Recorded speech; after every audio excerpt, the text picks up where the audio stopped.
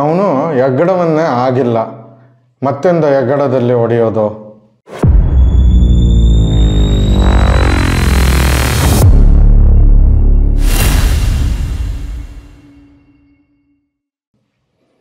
ನಮಸ್ಕಾರ, 64 ಚಾನೆಲ್ಗೆ ಸ್ವಾಗತ.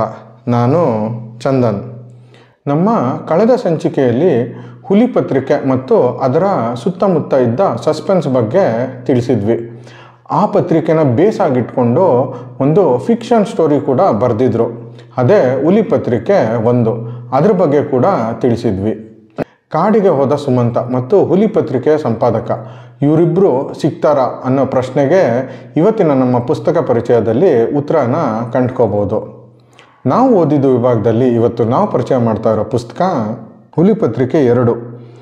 ಲೇಖಕರು ಅನುಷ್ ಎ ಶೆಟ್ಟಿ, ಪ್ರಕಾಶಕರು ಅನುಗ್ರಹ ಪ್ರಕಾಶನ, ಪುಟಗಳು 206, ಬೆಲೆ 150 ರೂಪಾಯಿಗಳು, ಜಾನ್ರ ಸಸ್ಪೆನ್ಸ್ ಥ್ರಿಲ್ಲರ್. ವೈತರಿಣಿ ನದಿ, ಶೀತ ಸ್ನಿಗ್ಧ ಪರ್ವತ, ಸಂಜೀವಿನಿ ಕಡ್ಡಿ. ಇದೇನು ಏನೇನೋ ಹೇಳ್ತಾ ಇದ್ದೀನಿ ಅಂತ ಅಂದ್ಕೊಂಡ್ರ, ಇವೆಲ್ಲ ಗರುಡ ಪುರಾಣ ಪುಸ್ತಕದಲ್ಲಿ ಬರೋ ಸ್ಥಳಗಳು ಮತ್ತು ವಸ್ತುಗಳು. ಇದಕ್ಕೂ ಮತ್ತು ಕಾಡಿನಲ್ಲಿ ಕಳೆದು ಹೋದ ಸುಮಂತನಿಗೂ ಏನೋ ಒಂದು ಸಂಬಂಧ ಇದೆ. ಕಾಡಿನಲ್ಲಿ ಸುಮಂತನಿಗೆ ಸಂಜೀವಿನಿ ಕಡ್ಡಿ ಸಿಗುತ್ತೆ. ಅವನು ಮನೆಯಿಂದ ಹೊರಗೆ ಹೋಗ್ಬೇಕಾದ್ರೆ ಒಂದು ಗರುಡ ಪುರಾಣ ಪುಸ್ತಕವನ್ನು ಜೊತೆಗೆ ತಗೊಂಡು ಹೋಗಿರ್ತಾನೆ. ಆ ಪುಸ್ತಕದಲ್ಲಿ ಅವನಿಗಾದ ಎಕ್ಸ್ಪೀರಿಯನ್ಸಸ್ನ ಜರ್ನಲಿಂಗ್ ಮಾಡಿ ಇಟ್ಕೊಂಡಿರ್ತಾನೆ. ಇದ್ರ ಮಧ್ಯ ವೇದ ಸ್ಟೂಡೆಂಟ್ ಮಿನಿಗೆ ಒಂದು UFO ಕಾಣುತ್ತೆ. ಅದನ್ನು ಹುಡ್ಕೊಂಡು ಹೊರಟ ವೇದಾಳಿಗೆ ಏಲಿಯನ್ ಕೂಡ ಕಾಣಿಸ್ತಾನೆ.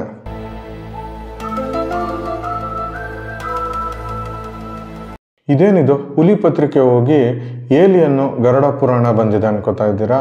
ಕತೆ ಎಲ್ಲೆಲ್ಗೋ ಸಾಕ್ತಾ ಇದೆ ಅನ್ಕೋತಾ ಇದ್ದೀರಾ? ಅಲ್ಲೇ ಇರೋದು ಟ್ವಿಸ್ಟು. ಇದು ಒಂದಕ್ಕೊಂದು ಇಂಟರ್ಲಿಂಕ್ ಆಗಿದೆ.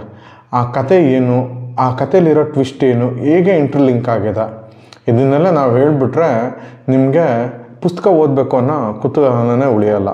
ಆದ್ದರಿಂದ ಪುಸ್ತಕ ಓದಿ ನೀವೇ ತಿಳ್ಕೊಳ್ಳಿ. ಇದಲ್ಲದೆ ಕೇಶವು ಹುಲಿ ಪತ್ರಿಕೆ ಸಂಪಾದಕನ ಹುಡ್ಕೋದಿಕ್ಕೆ ಅಂತ ಬೆಂಗಳೂರಿಂದ 2 ಡಿಟೆಕ್ಟಿವ್ಸ್ನ ಕರೆಸ್ತಾನೆ. ಆ ಡಿಟೆಕ್ಟಿವ್ಸು ಮತ್ತು ಕೇಶವು ಸಂಪಾದಕರನ್ನು ಹುಡ್ಕೊಂಡು ಹೋದಾಗ ಸುಮಾರು ಕಾಮಿಡಿ ಸೀಕ್ವೆನ್ಸಸ್ಗಳು ಈ ಕಥೆಯಲ್ಲಿ ಬರುತ್ತೆ. ಓದಿದ್ರೆ ಹೊಟ್ಟೆ ಹುಣ್ಣಾಗೋ ಅಷ್ಟು ನಗ್ತೀವಿ. ಹುಲಿ ಪತ್ರಿಕೆ ಭಾಗ 1 ಕಂಪೇರ್ ಮಾಡಿದ್ರೆ ಭಾಗ 2 ನಮ್ಮ ಪ್ರಕಾರ ಒಂಚೂರು ನೀರಸ ಅಂತ ಅನಿಸುತ್ತೆ. ಕ್ಲೈಮ್ಯಾಕ್ಸು ಇನ್ನೂ ಕ್ಯಾಚಿಯಾಗಿ ಮಾಡ್ಬೋದಿತ್ತು ಅನ್ನೋದು ನಮ್ಮ ಅನಿಸಿಕೆ. ಬಟ್ ಇದು ಅವರವರ ಭಾವಕ್ಕೆ, ಅವರವರ ಭಕ್ತಿಗೆ. ಅನುಷ್ ಅವರ ಎಲ್ಲ ಪುಸ್ತಕಗಳಲ್ಲಿ ಇರುವಂತೆ ಈ ಪುಸ್ತಕದಲ್ಲೂ ಅವರ ಪರಿಸರ, ಕಾಡು ಪ್ರಾಣಿಗಳ ಮೇಲಿರೋ ಪ್ರೀತಿನ ನೋಡ್ಬೋದು. ಒಟ್ಟಿನಲ್ಲಿ ಇದು one of our favourite series. ಬನ್ನಿ, ಈ ಪುಸ್ತಕದಿಂದ ಒಂದು ಸಣ್ಣ ಇನ್ಸಿಡೆಂಟು ನಿಮಗೋಸ್ಕರ ಓದಿ ಹೇಳ್ತೀನಿ. ಅದಕ್ಕೂ ಮುಂಚೆ ನಾವು ಮಾಡ್ತಿರೋ ಈ ಕನ್ನಡ ಪುಸ್ತಕವನ್ನು ಪರಿಚಯಿಸೋ ಕೆಲಸ ನಿಮಗೆ ಇಷ್ಟ ಆಗಿದೆ ಅಂದರೆ ಈಗಲೇ ನಮ್ಮ ಚಾನಲ್ಗೆ ಸಬ್ಸ್ಕ್ರೈಬ್ ಆಗಿ, ಈ ವಿಡಿಯೋನ ಲೈಕ್ ಮತ್ತು ಶೇರ್ ಮಾಡೋದು ಮರಿಬೇಡಿ. ಘಟನೆ 1. ಅಲ್ಲೇ ಮೇಜಿನ ಮೇಲಿದ್ದ ಹುಲಿ ಪತ್ರಿಕೆಯೊಂದನ್ನು ಕೈಗೆತ್ತಿಕೊಂಡ ಕೇಶವ್ ಮೊದಲ ಪುಟ ನೋಡಿದರೆ ಮೊದಲ ಸುದ್ದಿಯೇ ಡಿಟೆಕ್ಟಿವ್ಗಳಿಗೆ ಕಾಕನ ಕೋಟೆಗೆ ಸ್ವಾಗತ ಎಂಬ ತಲೆಬರಹ ಕಂಡಿತು. ತಮ್ಮ ಪಕ್ಕದಲ್ಲೇ ನಿಂತಿದ್ದ ಮಾಧವ್ಗೆ ಅದನ್ನು ಕೊಟ್ಟು ಕೇಶವ್ ಗಟ್ಟಿಯಾಗಿ ಕೇಳಿದರು, ಯಾರೋ ಮೊದಲು ನೋಡಿದ್ದು ಪತ್ರಿಕೆನ? ನಾನು ಸರ್, ಹೆಮ್ಮೆಯಿಂದ ಕೈ ಮೇಲೆ ಮಾಡಿದ ಶಂಕರಪ್ಪ. ಬರೀ ಸುಳ್ಳು ಸರ್, ಇವಂದು ಮೊದಲು ನೋಡಿದ್ದು ನಾನು ಎಂದ ಮನು.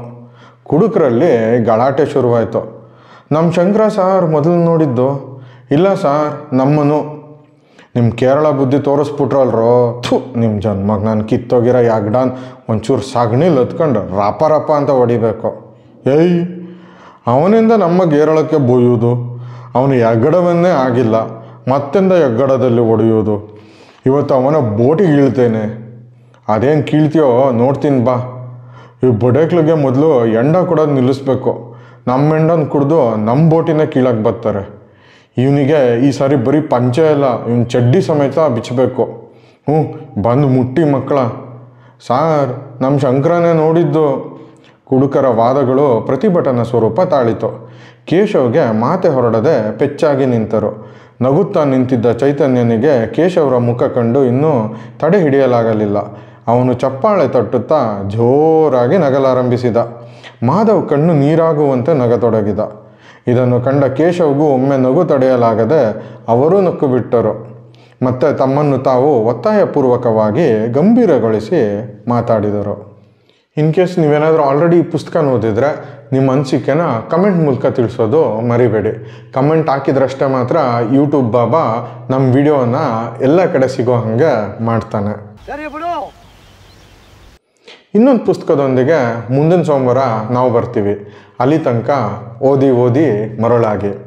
ವಿಡಿಯೋ ನೋಡಿದ್ದಕ್ಕೆ ಧನ್ಯವಾದಗಳು. ನಾನು ಚಂದನ್, ಸೈನಿಂಗ್ ಆಫ್.